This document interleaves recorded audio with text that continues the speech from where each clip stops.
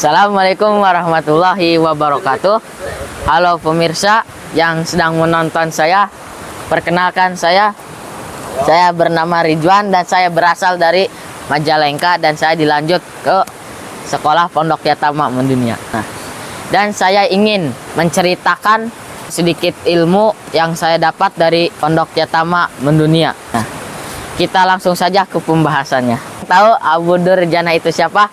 Oh, nggak tahu, siap.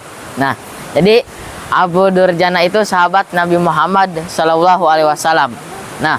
Dia itu Abu Durjana itu sahabat Nabi Muhammad SAW yang miskin. Sangat amat miskin. Tapi dia walaupun miskin, dia sangat bertawakal kepada Allah. Dan Abu Durjana juga sholat 5 waktu itu gak bakal dilupain oleh Abu Durjana.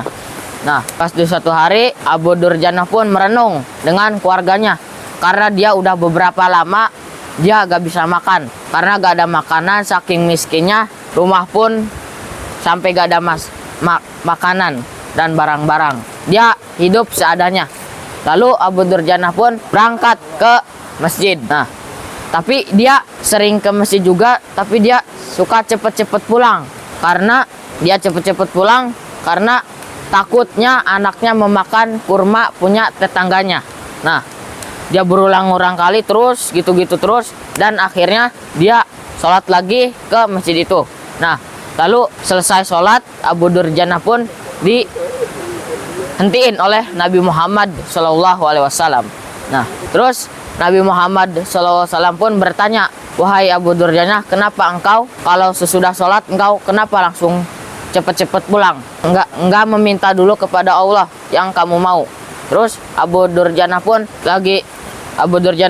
bilang kepada Nabi Muhammad SAW. Kata Abu Durjana itu, "Aku gak mau anak aku terbangun nanti memakan kurma yang punya tetangga. Nanti memakan kurma itu takutnya haram." Terus diceritain Nabi Muhammad SAW pun sampai nangis mendengar ceritanya Abu Durjana dengan keluarganya. Lalu Abu Durjana pun pulang. Lalu ketelatan Abu Durjananya, ternyata anaknya sudah bangun dan dia sudah memakan kurma punya tetangganya karena kurma itu suka berjatuhan ke rumah Abu Durjana dan ke rumah tetangganya yang sebelah. Jadi anaknya pun bangun, lalu dia memakan 1 biji kurma. Lalu Abu Durjana pun melihat dia lagi memakan kurma itu. Lalu tak pikir panjang, Abu Durjana pun menyodok mulutnya sampai mengambil kurma itu. Dia anaknya sontak kesakitan dan nangis, sangat nangis lah pokoknya. Jadi Abu Durjana tuh gak mau keluarganya, tubuhnya kemasukan haram-haram gitulah pokoknya. Jadi habis itu Nabi Muhammad pun pergi ke yang punya pohon kurma itu. Nabi Muhammad itu mau membeli pohon kurma itu seharga 4 kali lipat dari pohon itu.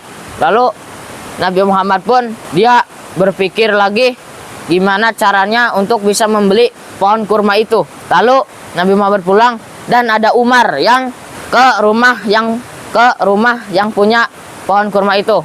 Dia mau ngomong, "Saya mau beli pohon kamu seharga 10 kali lipat dibandingkan dari pohon kurma itu."